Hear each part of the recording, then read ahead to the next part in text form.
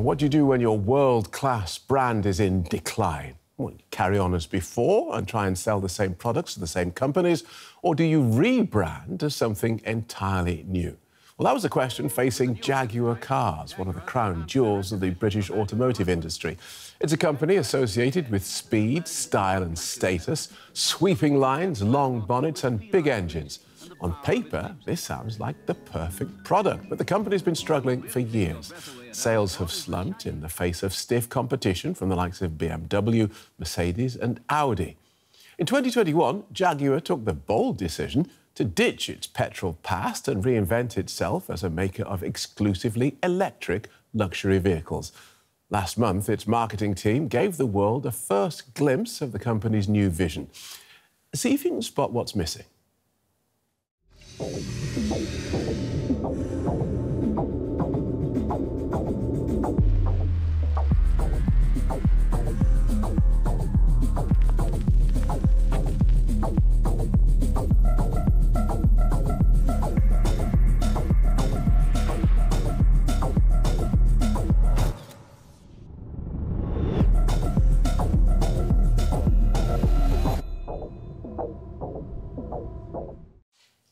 Well, that's right, a car ad without any cars. Despite, or maybe because of this, the ad has garnered thousands of responses on X, most of them negative. One shocked user wrote, "What was wrong with the old logo?" Jaguar replied, "It's been reimagined." Someone else posted, "Jaguar took a year off for this. This is how companies fail." And Jaguar replied, "This is not the end. This is the new beginning." And another user posted, "What the actual hell is this?" To which Jaguar answered, "The future." So it's fair to say that not everyone likes this vision of the future, but the ad has got people around the world talking about a brand that many had long forgotten about. People were suddenly excited about the launch of a new Jag. And now the big cat is out of the bag. Take a look at the Jaguar Type 00. The first car of Jaguar's brave new world. It was revealed at Miami Art Week in two colours, London blue and Miami pink. Now, this is only a concept car and won't go into actual production, but it does offer an idea of the three all-electric Jags that will go on sale from 2026. Manfredi Ricca is Global Chief Strategy Officer at the brand consultancy Interbrand. It's worked with the likes of Bugatti and on the relaunch of the Mini under BMW. Welcome to DW. What do you think, then, of this Jaguar relaunch? Is it bonkers or a stroke of genius? Well, start from the context. This wasn't about evolving a thriving brand. It was really about reviving an ailing one. Because the reality today is that there are far more people that are celebrating Jaguar's heritage than people actually wanting Jaguar's cars.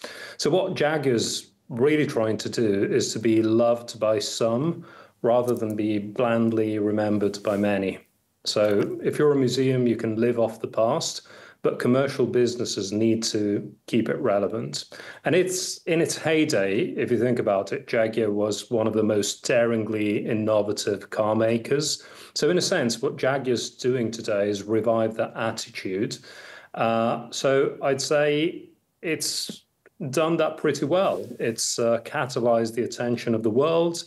Everyone's been talking about it, and this launch has created a sense of anticipation that only a World Cup final would have been able to create. So on the whole, a strong campaign, and from what we see about the reactions from last night's car launch or concept car launch, everything is looking pretty good. Right. And so you see this as being about creating a buzz rather than going for a particular demographic or a target market. This is just about shouting that, hey, we're back and we're really quite lovely.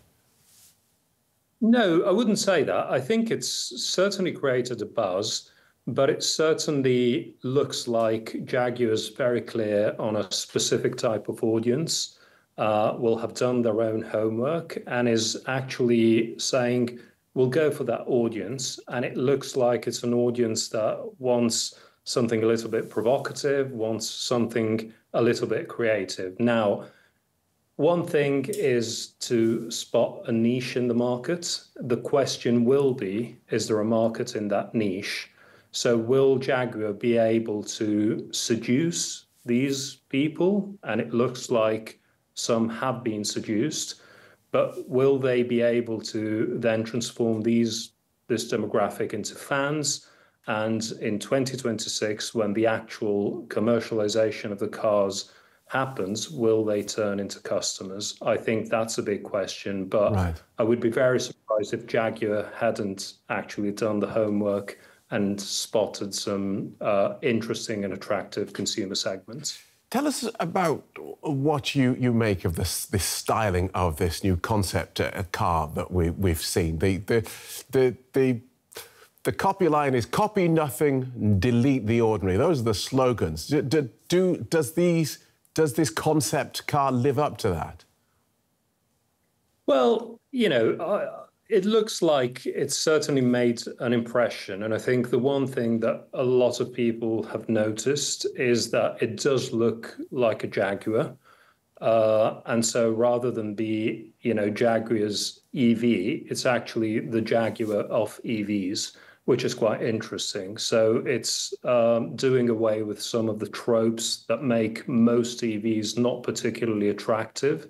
There's a lot of technology in there. So on the whole, it looks like it's pretty well thought through, certainly making an impression and certainly being polarizing. I don't think they're trying to please everyone. I think they're trying to please and seduce some. And that's a good thing. I think we should always respect creativity. And remember, creativity creates a little bit of controversy, in some cases, a little bit of outrage, and that's been the case with Jaguar. But typically, that's when classics actually begin. Now, will this become a classic? The jury's out on that.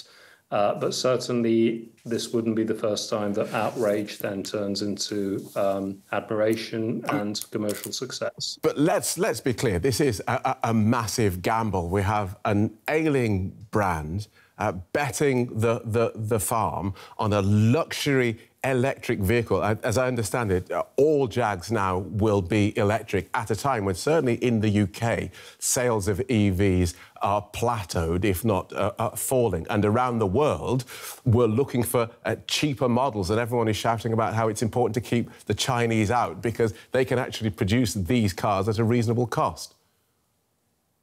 Well, yes, but, you know, you could look at it this way. You can't out-China China. And so, yes, of course, there's going to be a market that is trying to compete and vie for those consumers that are more driven by budget.